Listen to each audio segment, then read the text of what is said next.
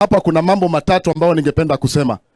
Jambo la kwanza, kama vijana, tungependa unapochukua uongozi 2027 tunajua kwamba hesabu yako itaingia. Itaingia ama hapana?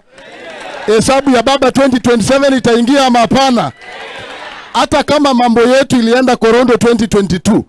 Baba, tunajua kwamba serikali ambayo itakayokuja, ukisema left tunaenda left, ukisema right tunaenda right. Ama namna gani Wateso?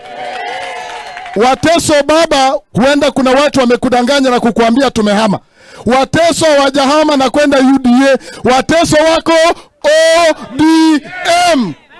Ndio chama yetu. Number 3, baba, hii jamali tudanganya kama vijana. Alituambia kwamba hii serikali ni ya boda boda. Akatuambia hii serikali ni ya vijana.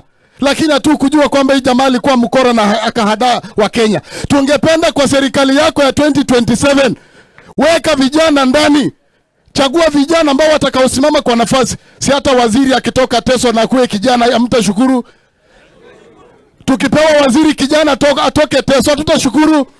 Kwa hivyo baba, tukumbuke kama vijana tunakuhakikishia tutasimama na wewe. Na mwisho, kwa sababu ile mtu ambaye anarikurutu watu anatoka Teso South.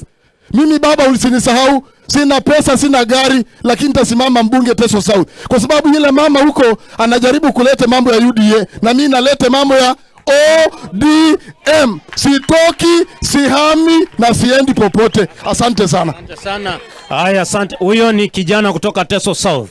Kijana kutoka Teso North, quickly. Niheshimu itifaki zote. Baba Mheshimiwa Raila Odinga, Mheshimiwa Oparanya, itifaki zote zikizingatiwa. Mheshimiwa Rais Raila Odinga, sisi kama vijana kutoka Teso Kaskazini na Teso kwa jumla, tumekuwepo na changamoto. Tulipoelezwa kwamba tutapewa fedha za kuanzisha biashara, Mheshimiwa Rais, tulipatiwa shilingi 500 za Hustler Fund. Wamama niwaulize, shilingi 500 inaanzisha biashara? Mheshimiwa Rais Raila Odinga, tulipoelezwa katika ile serikali nyingine, tuliambiwa kwamba vijana wetu watapewa pikipiki za bure. Ndugu zangu bodaboda, tumepata pikipiki ama tumedanganywa? Tumepata pikipiki ama tumedanganywa? Mheshimiwa Rais, tulielezwa kwamba tutaenda shule bure. Mheshimiwa Rais, naomba nikueleze kwamba sasa hivi karo imepanda maradufu. Wazazi mmeshindwa kulipa karo ama mmelipa?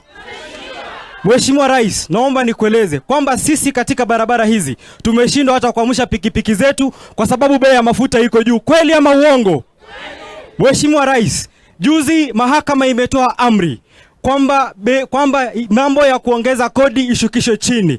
Lakini Mheshimiwa Baba Raila Odinga, yule jamaa ametueleza kwamba mahakama ni ghasia, kwamba mahakama haitaheshimiwa. Tunakuomba Baba Mheshimiwa Raila Odinga, tunakuomba umweleze yule jamaa kwamba mama hazai mtoto mzee kumliko. Kweli ama rongo? Wewe umemzaa yeye, asija akaleta madharau. Tena Mheshimiwa Rais, naomba nikueleze hivi kwamba sisi hapa Teso tunalumbania kitu kimoja, nayo ni maendeleo. Mweleze yule jamaa, yule rafiki yako mwingine, naomba umweleze hivi kwamba hatugombanii fedha, kwamba wao ni kama wanawake wawili wenye mume mmoja. Kile tunacholumbania ni ule mti usokuwa na matawi.